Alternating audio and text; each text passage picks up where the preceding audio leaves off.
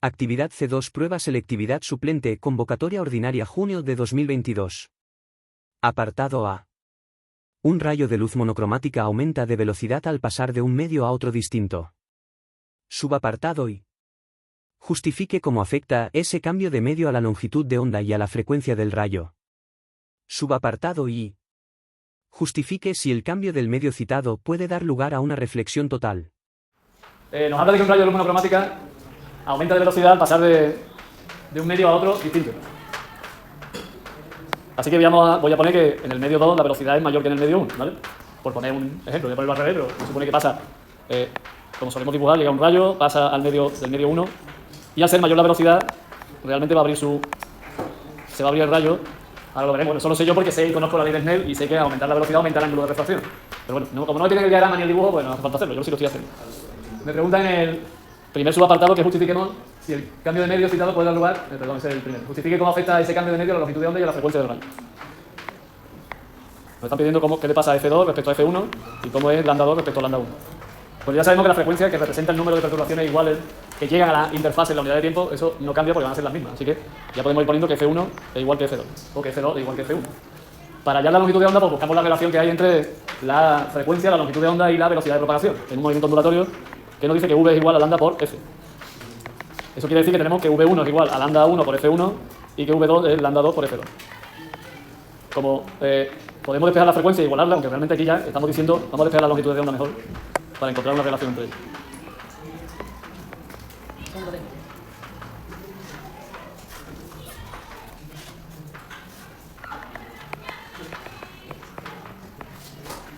Como las longitudes de onda están directamente relacionadas con las velocidades, que ya lo podía haber dicho antes de palabras, ¿no? Que cuanto mayor la velocidad, mayor va a ser la longitud de onda.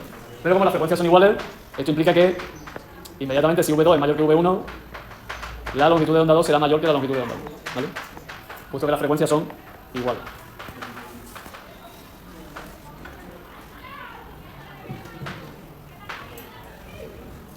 Ahí, Daniel, hay un pequeño problema en cuanto a lo que tú estás justificando. En realidad no estás justificando nada, estás diciendo que sí es posible porque la velocidad es mayor que V1, pero hay que irse a la ley que te permite llegar a eso, Daniel. No sé si me explico. Es igual, decir N y decir V es lo mismo. Si te das cuenta, el índice de refracción es... Que sí, tienes razón, Daniel, pero no lo estás justificando. Justificar es utilizar una ley que te diga que eso es cierto. Y te falta una ley, que es la ley de Snell, tendrás que coger la ley de Snell por algún momento y decir que como N2 es menor que N1, o al revés, N1 es mayor que N2, la ley de Snell me permite obtener que existe esa reflexión total. Quiero decir que está bien, pero yo creo que la justificación que te está preguntando es que tú utilices algo que te permita demostrar eso. No sé si me explico.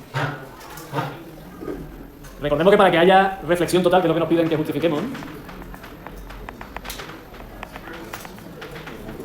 tiene que haber un momento, tiene que haber un ángulo, decíamos el otro día además, tiene que haber un ángulo que se llama ángulo límite, a partir del cual los ángulos de incidencia mayores que el ángulo límite hagan que no haya refracción.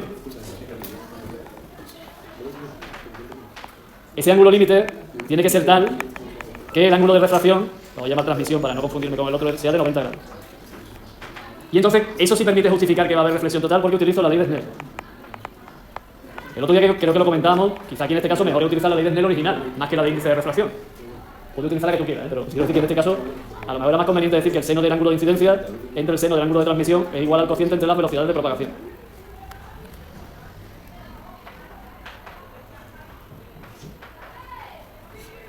Si queremos que el ángulo sea de transmisión de 90 grados, ¿no?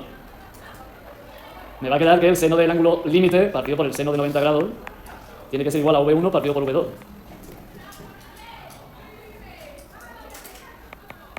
Y eso quiere decir que el seno del ángulo límite es igual a V1 partido por V2.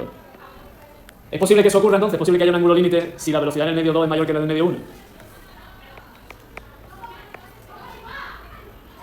Sí, porque si la velocidad en el medio 2 es mayor que el medio 1, V1 partido por V2 es menor que 1. Y en este caso el seno de un ángulo tiene que ser menor que 1.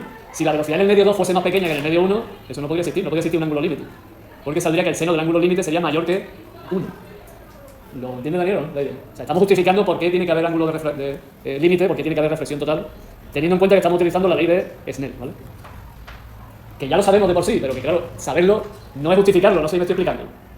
Yo lo sé, tú lo sabes, Daniel, yo sé que si la velocidad en 2 es mayor o el índice de refracción en 2 es menor, va a haber reflexión total, perfecto, pero eso no es una justificación, hay que buscar la justificación. En este caso la justificación viene de la ley de Snell.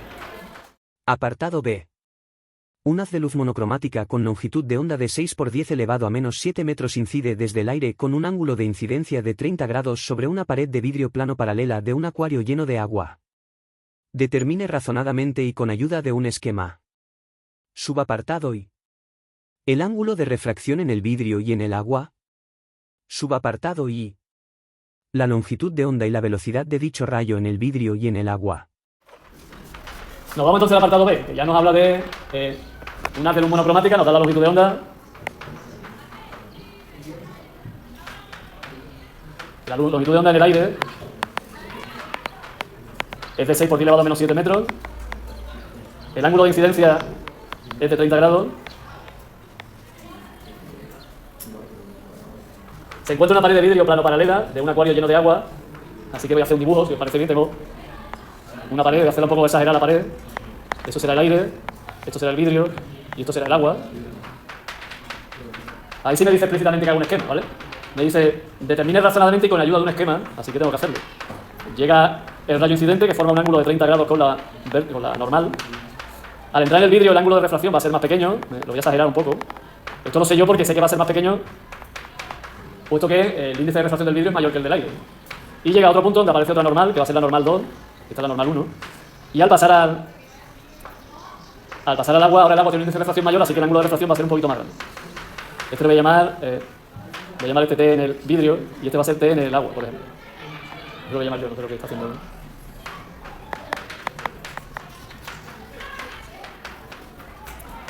Bueno, me piden en primer lugar cuál es el ángulo de refracción en los dos medios, en el vidrio y en el agua. Y me piden la longitud de onda y la velocidad del rayo, tanto en el vidrio como en el agua.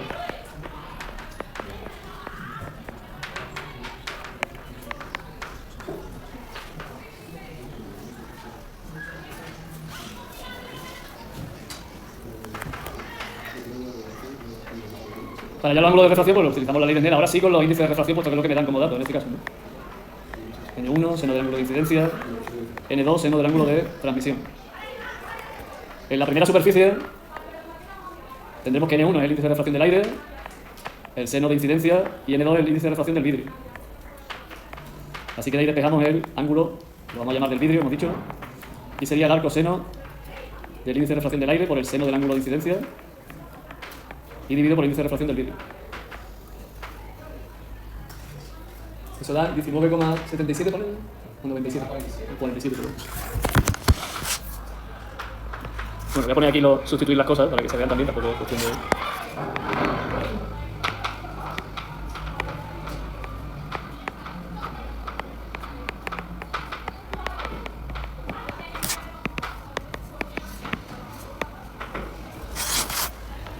Al pasar a la segunda superficie, el ángulo de incidencia en la segunda superficie, como se trata de unas láminas paralelas, como son paralelas, será el mismo ángulo de refracción que viene de la primera superficie, ¿no? Es decir, que para hallar la segunda superficie tendremos que tener en cuenta que el ángulo de incidencia, lo voy a llamar prima, en la segunda superficie es igual al ángulo de transmisión que se ha producido en el vidrio. Y aplicamos otra vez la ley de Snell, claro. Ahora el índice de refracción 1 es el del vidrio, el seno corresponde al ángulo del vidrio, el índice de refracción 2 es del agua y el seno lo vamos a llamar de refracción en el agua. Si nos damos cuenta realmente al escribir otra vez el índice, la primera parte de la ley de Snell, digo yo, si nos damos cuenta es precisamente igual a lo que hemos escrito antes, ¿no? Quiero decir, que me pone NV por el seno de TV es lo mismo que hemos dicho antes que era igual a N del aire por el seno de 30 grados, ¿no? Es decir, que puedo utilizar el ángulo de refracción que he hallado o me puedo ir para atrás sin tener que utilizarlo. No sé si me estoy explicando. Si esto de aquí, el índice de refracción del vidrio por el seno del ángulo de refracción en el vidrio es igual al índice de refracción del aire por el seno del ángulo de incidencia. Eso me puede servir para no tener que averiguar, no tener que necesitar, no tener que utilizar el ángulo de refracción del propio vidrio, que me podría haber equivocado y arrastrarlo aquí hacia el agua, ¿no? Así que el índice de refracción, digo, el ángulo de refracción en el agua sería el arco seno de... Yo voy a poner lo del aire, pero vamos, se puede poner lo del vidrio.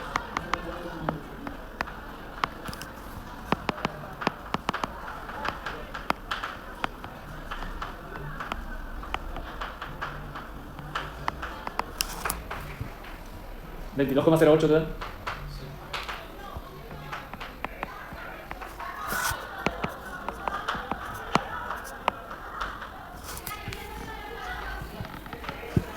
Aquí sin cambiar de pizarra, estoy haciendo esto y no me cambio.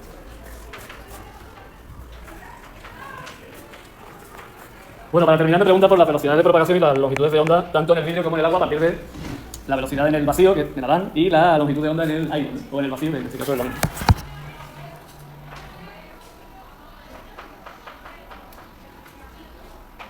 Aquí tenemos dos opciones, ya primero la velocidad de propagación, que puede aplicarlas para hallar las longitudes de onda, o directamente relacionar las longitudes de onda sin necesidad de las velocidades de propagación, a través de los índices de refracción, ya como uno le parezca. Yo voy a olvidarme primero de la velocidad de propagación y voy a relacionar directamente las longitudes de onda, ¿vale? Igual que hemos hecho antes, antes no le hemos llegado a hacer el apartado A porque no me decían cuánto valían esos índices de refracción. Me decían que la velocidad en 2 era mayor que la velocidad en 1. Así que voy a escribir otra vez lo mismo de antes. La velocidad de propagación en el medio 1 es lambda 1 por F1 y la velocidad de propagación en el medio 2 es lambda 2 por F2. En este caso, el medio 1 es el aire, la longitud de onda es del aire y la frecuencia, como es la misma, voy a llamarla F. En el caso del medio 2, el vidrio, voy a llamar V solo para no estar poniendo vidrio, lambda del vidrio, perdón, y la frecuencia. La velocidad de propagación en el aire coincide con la velocidad en el vacío, así que como coincide con el vacío lo voy a poner, y así me va a salir más directamente el índice de refracción. Aquí lo que hago es dividir C partido por V del vidrio igual a lambda del aire partido por lambda del vidrio. Y esto es justamente el índice de refracción del vidrio. Así que la longitud de onda del vidrio será la del aire partido por el índice de refracción del vidrio.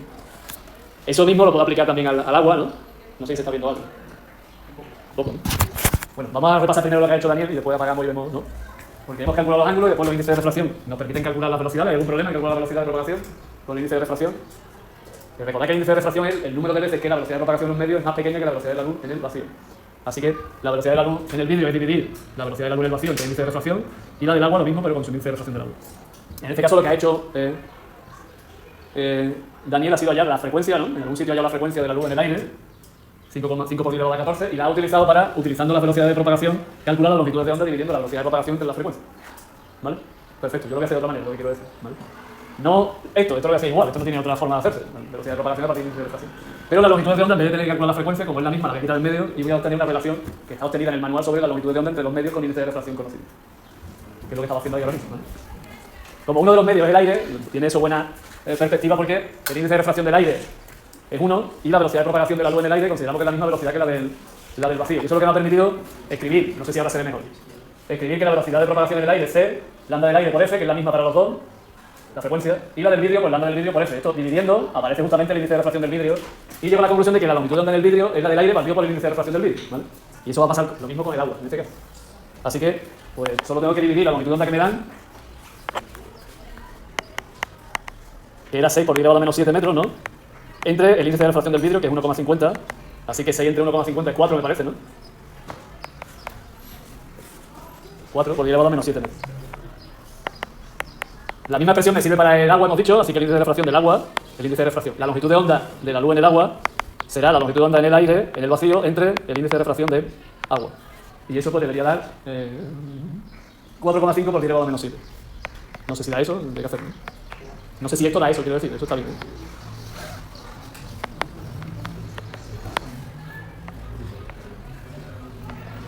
Ahora nos faltarían las velocidades de propagación, pero eso ya hemos dicho que lo hacemos con el índice de refracción y su definición. Número de veces que la velocidad de la luz en el vacío es mayor que la velocidad de la luz en el... la velocidad de la luz en el medio, en el vacío es mayor que la del medio. En este caso del vidrio, pues será C partido por el índice de refracción del vidrio.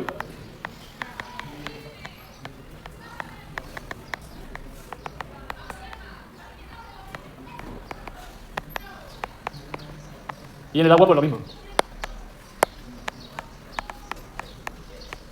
Fijaos que es lógico que la velocidad de propagación disminuya en la misma cantidad que la longitud de onda, ¿no era eso? Porque directamente la longitud de onda es velocidad de propagación partido por la frecuencia. Así que si se duplica la velocidad de propagación, se duplica la longitud de onda. Así que se reduce la velocidad de propagación, se reduce la longitud de onda. Lo mismo que se reduzca la velocidad de propagación, se reduce la longitud de onda. Lo estamos viendo en estos resultados. Justamente lo mismo.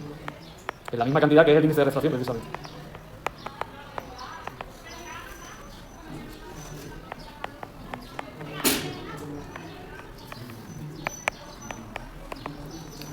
Ya tendríamos entonces lo que nos pide el ejercicio.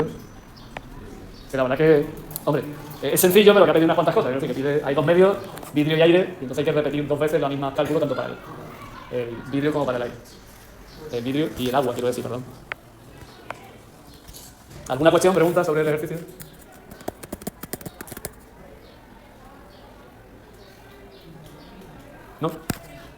Resolución del subapartado I. Del apartado B, mediante una simulación del software GeoGebra del autor Enrique García de Bustos Sierra. Se observan en la simulación los valores hallados en el problema para los ángulos de refracción en el vidrio y en el agua.